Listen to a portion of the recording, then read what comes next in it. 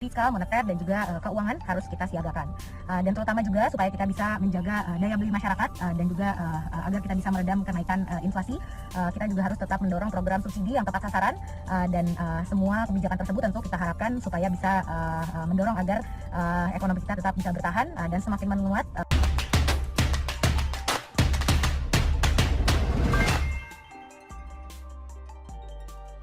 Kadrun ingin Indonesia bangkrut seperti Sri Lanka.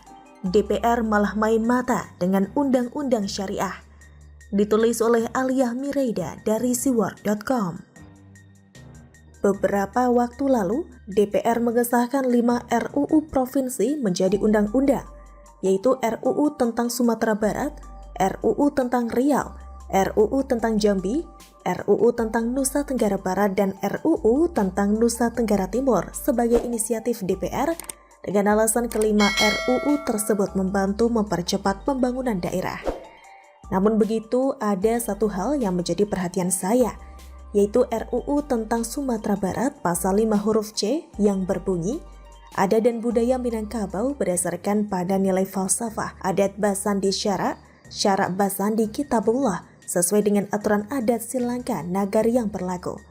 Saya yang membaca artikel sambil minum nyaris tersedak. DPR nggak salah nih. Saya cari artikel-artikel lain tentang berita tersebut, terutama tentang Sumatera Barat. Tapi herannya saya nyaris nggak menemukan apa-apa yang menyebut lebih lanjut tentang penerapan hukum syariat tersebut.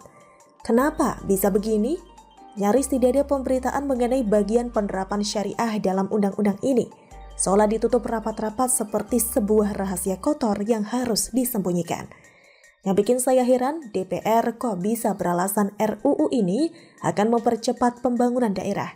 Di keempat daerah lainnya mungkin begitu, tapi di Sumbar, saya ragu hal itu bisa terjadi. DPR seperti lupa, peraturan otonomi daerah tanpa embel-embel syariah saja sudah cukup membuat beberapa daerah menjadi acak-acakan. Contoh paling jelas dan menohok mata, ya tentu saja Jakarta, yang gak benarnya seenak jidatnya sendiri dalam memerintah daerahnya.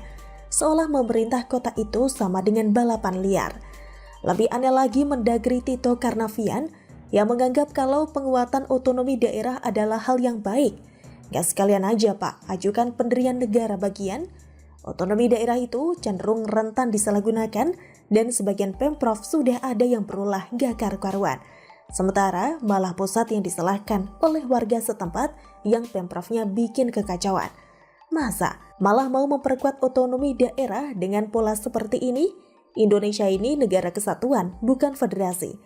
Sekarang Sumbar yang sebagian tokohnya sudah punya rekam jejak bertingkah aneh-aneh atas nama adat Basandi Syara, syarak Basandi Kitabullah, malah mau dikasih undang-undang syariah.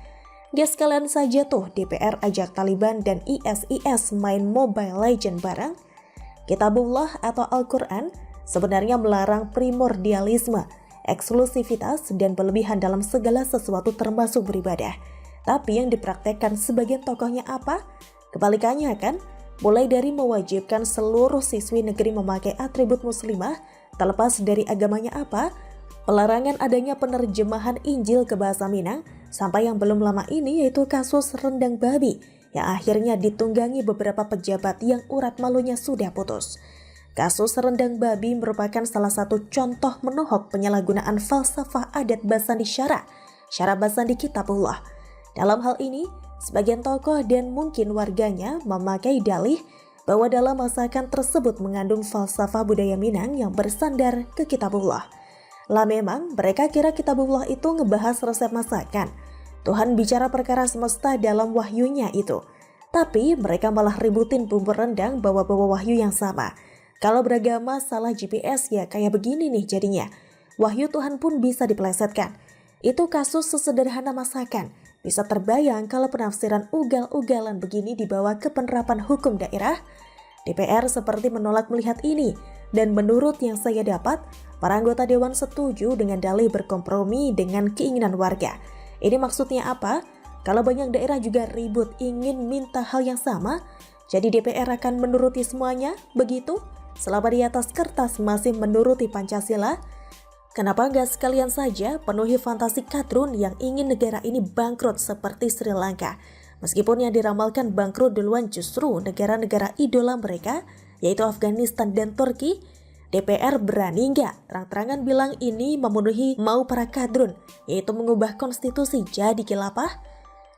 Kalau benar kejadian, apa para anggota dewan itu berpikir mereka bakal masih diizinkan menjabat, terutama para wanitanya?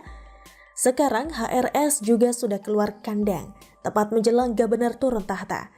Kadrun seolah terisi kembali baterainya yang mulai soak selama imam jumbonya terkurung. Melihat kenyataan bahwa di kalangan rakyat ada ancaman kadrun dan berbagai organisasi lucu-lucuan dari PA212, sampai yang terbaru bernama Gerakan Nasional Anti-Islamofobia yang lebih cocok dinamakan Gerakan Nasional Anti Ngaca, dan di kalangan yang berwenang, ya DPR yang main mata dengan undang-undang syariah. Saya merinding membayangkan apa yang dapat terjadi ke depannya. Jujur saja saya khawatir setelah Gabener turun nanti akan ada pihak-pihak yang secara masif merencanakan sesuatu yang besar sebelum Pilpres untuk memastikan Pak D tidak bisa bertindak sebagai kingmaker.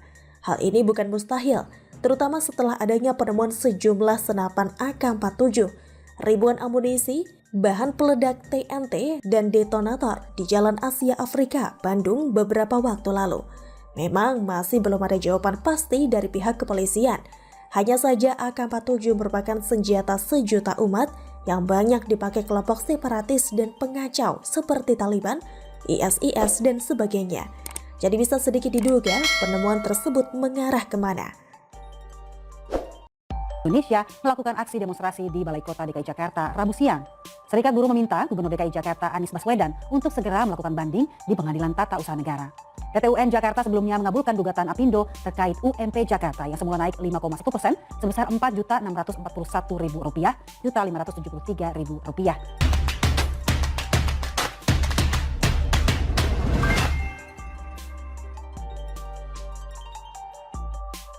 Kapok.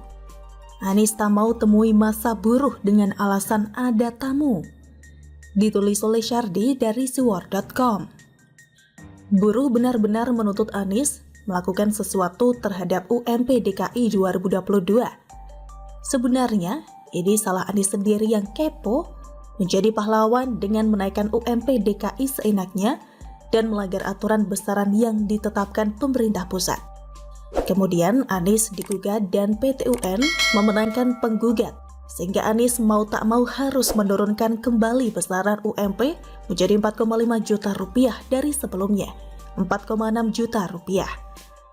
Buruh yang senang di awal ternyata harus gigit jari. Anies pun jadi sasaran tembak.